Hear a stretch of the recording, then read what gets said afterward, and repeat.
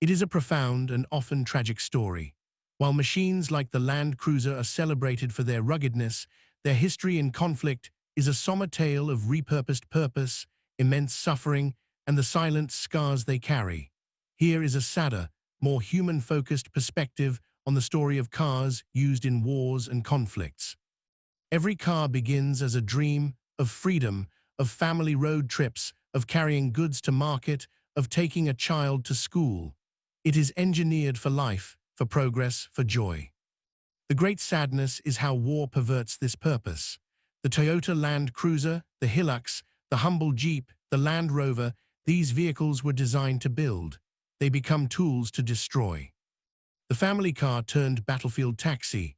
Imagine a minivan, once filled with school bags and grocery bags, now crammed with terrified conscripts, its seats stained with mud and blood. The same space that echoed with children's laughter now echoes with the rattle of gunfire and the moans of the wounded. The farmer's pickup turned technical. The bed of a pickup truck is meant for harvest, for hay, for crates of fruit, for tools. In war, it carries a heavy machine gun, its weight crushing the suspension. It no longer carries life-sustaining food, but life-ending ammunition. The Toyota Land Cruiser pickup, particularly the 70 series, is far more than a car. It is a symbol of ruggedness, reliability, and in many conflict zones, a key instrument of war. Its history is intertwined with global conflict, insurgency, and humanitarian crises. Here is a history of the Land Cruiser pickup, with a specific focus on its use by fighters. The story begins in 1984 when Toyota introduced the J70 series to replace the iconic but aging J40 series. The new design was more modern, with coil springs on most models for better ride and handling, while retaining the legendary robustness of its predecessor.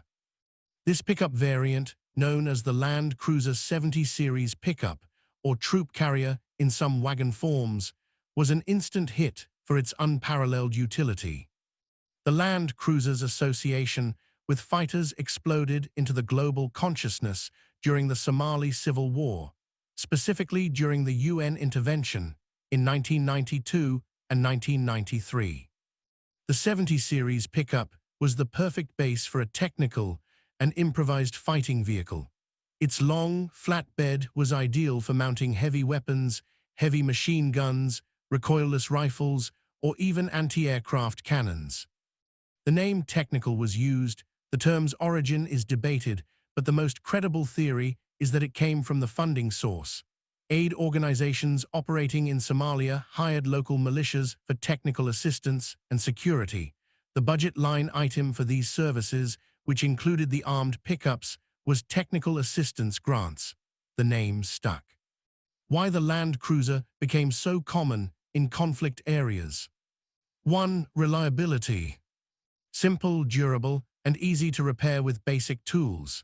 Its 4.2-liter diesel engine, the 1HZ, was notoriously understressed and could run on low-quality fuel. 2. Availability. Toyota had a massive global presence, and the Land Cruiser was the workhorse of Africa and the Middle East. Parts were ubiquitous. 3. Performance.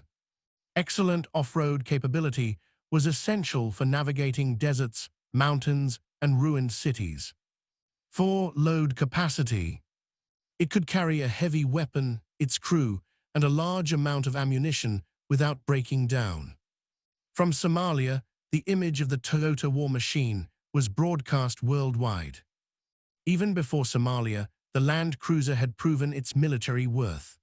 The Toyota War, the final phase of the Chadian-Libyan conflict in 1987, saw the mobile forces of Chad, equipped with hundreds of Toyota pickups, mostly Hiluxes, but also Land Cruisers, defeat the heavily armored but slow-moving Libyan army.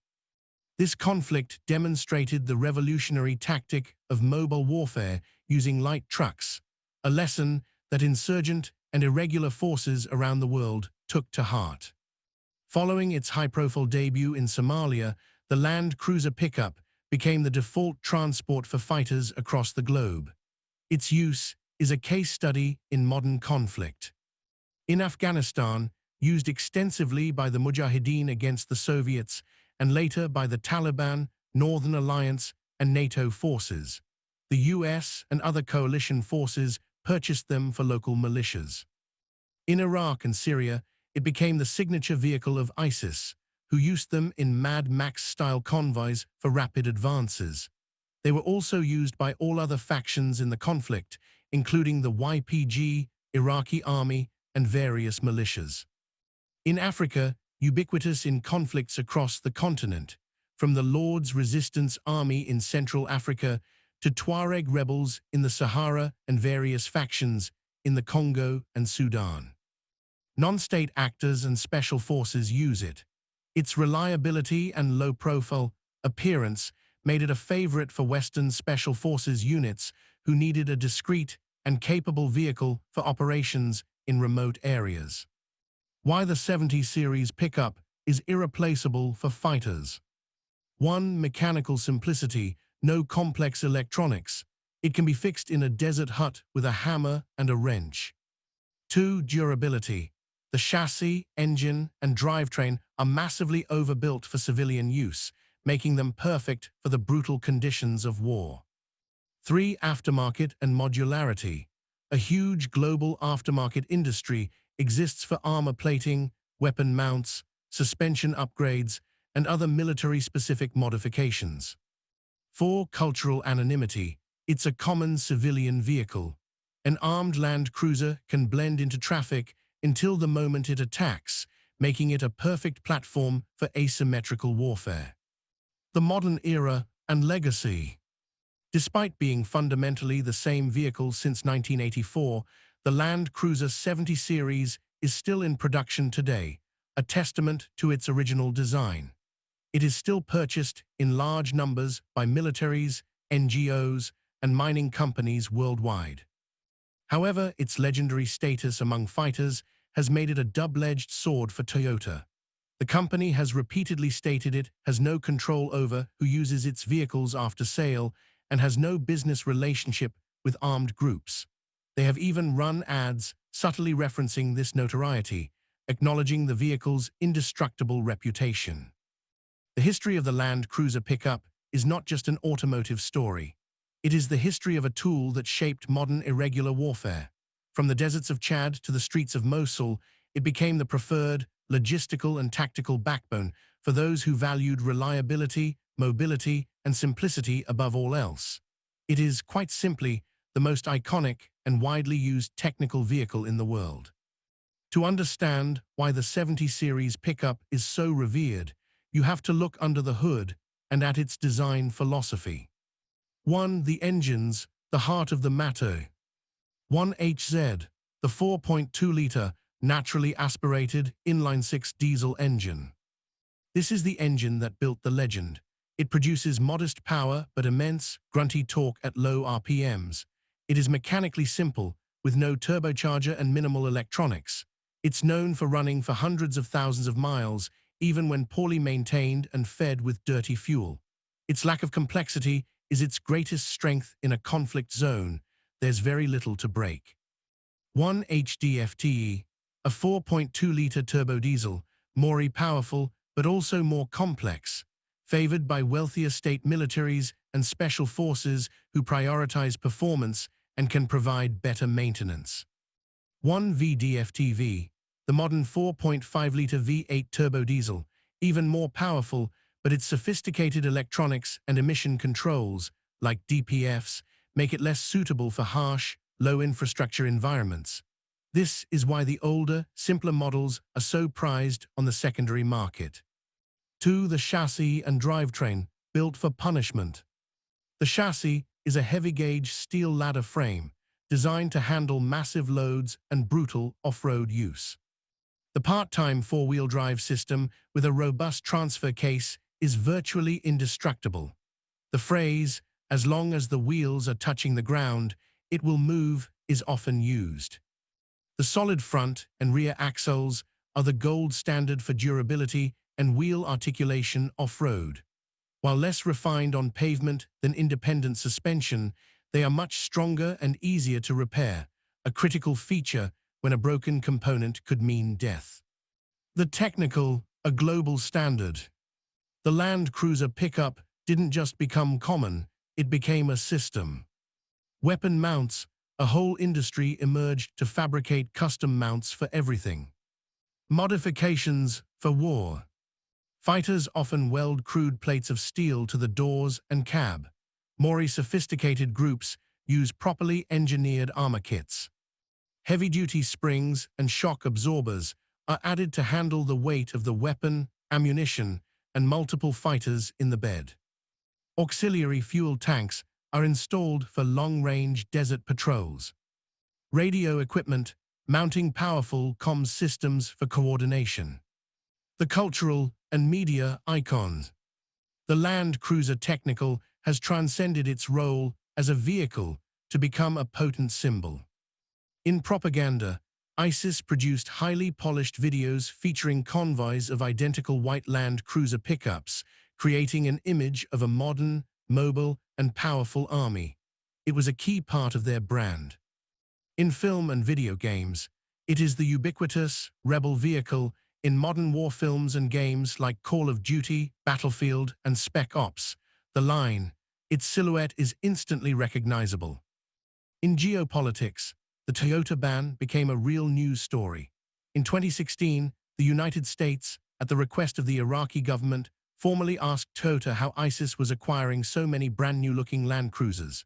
Toyota responded that it has strict protocols to prevent illegal sales, but the sheer size of the global supply chain and the existence of a massive grey market for parts and vehicles make it nearly impossible to control. Even with modern competitors like the Ford Ranger or Mitsubishi L200, the 70 Series Land Cruiser pickup remains the gold standard for conflict. Here, why? In a world of complex electronics, the 70 Series is a triumph of analog engineering. It's a machine from an era where things were built to be fixed, not replaced. This makes it uniquely suited to environments with no dealerships, no diagnostic computers, and no supply chains for delicate parts. Because everyone uses it, everyone knows how to fix it. A captured mechanic from one faction can immediately service the vehicles of another. The knowledge base is global. Spare parts are scavenged from dead vehicles, creating a form of battlefield recycling. Its reputation is a self-fulfilling prophecy. A commander allocating scarce resources will always choose the vehicle with a 40-year proven track record of success. Choosing anything else would be an unnecessary risk. The history of the Land Cruiser pickup is the story of a perfect alignment of design and necessity. Toyota engineered the most durable, simple, and capable utility vehicle it could for miners, farmers, and explorers. The world's fighters, who operate in the most demanding environments imaginable, simply recognized that this tool was perfect for their grim trade. It is the ultimate example of form following function, where the function is survival and violence. It is not a weapon itself, but it is the platform upon which so much modern warfare has been built, making it one of the most significant transportation vehicles of the last half-century. If these cars could speak, they would not boast of their exploits. They would tell heartbreaking stories. The ambulance that wasn't, a civilian sedan pressed into service as an ambulance with a red cross hastily painted on the side. It lacks the armor, the space, the medical supplies of a real ambulance. It carries the wounded on a desperate, bumpy ride to an overwhelmed field hospital, its interior forever marked by the tragedy it tried to alleviate. The escape vehicle, a battered family car, overloaded with everything a family can carry as they flee their home. It's low on fuel, the tires are bald, and it moves slowly through a landscape of danger. It carries not just people, but their entire former lives, condensed into a few bags, and a weight of fear and grief that no vehicle was ever designed to bear. The last ride, for so many, a car in a conflict zone is their final sight. It might be the car hit by a roadside IED, tearing apart metal and lives in an instant. It might be the car used to transport prisoners to their execution. The very thing that symbolizes mobility becomes a sealed metal tomb. There is a pathos in the images of these vehicles themselves. The 1,000-yard stare, Look at photos of technicals from conflicts in Syria or Africa. They are rarely pristine. They are riddled with bullet holes, rusted, held together with wire and hope. Their headlights are often broken, giving them a blind, exhausted appearance. They look as weary and traumatized as the fighters who drive them. The graveyard of dreams. In the aftermath of battle, what remains are car skeletons, vast junkyards of rusting, burned-out husks of land cruisers, sedans, and buses. These are not just scrap metal, they are monuments to failed states, shattered lives, and abandoned futures. Each one was once someone's prized possession, a symbol of their hard work, now just a shell among thousands. The unwilling participant. A car has no agency. It does not choose its side. The same model of Toyota might be used by a genocidal militia one day and by the Red Crescent delivering aid the next. It is an object forced into the horrors of human conflict, bearing the physical and spiritual stains of all it has witnessed. The sadness does not end when the fighting stops. When a conflict ends, these cars are often patched up and returned to civilian life. A farmer might buy a surplus Toyota, scrubbing the bloodstains from the bed, trying to ignore the bullet hole patched with a weld. He will use it to carry his crops, but the memory of what it was, what it did, lingers like. In post-conflict societies, the sight of a pickup truck with a mount in the back, can become chillingly normal.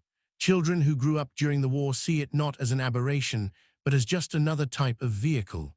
The weapon of war becomes part of the everyday landscape, a constant, low-grade reminder of trauma. The sad story of cars in war is ultimately not about the cars. It is about us. These machines, built for the most practical and peaceful of human needs, become canvases upon which we project our worst instincts, our tribalism, our greed, our capacity for violence. They are not sad because they break. They are sad because we break them, and in doing so, we break ourselves.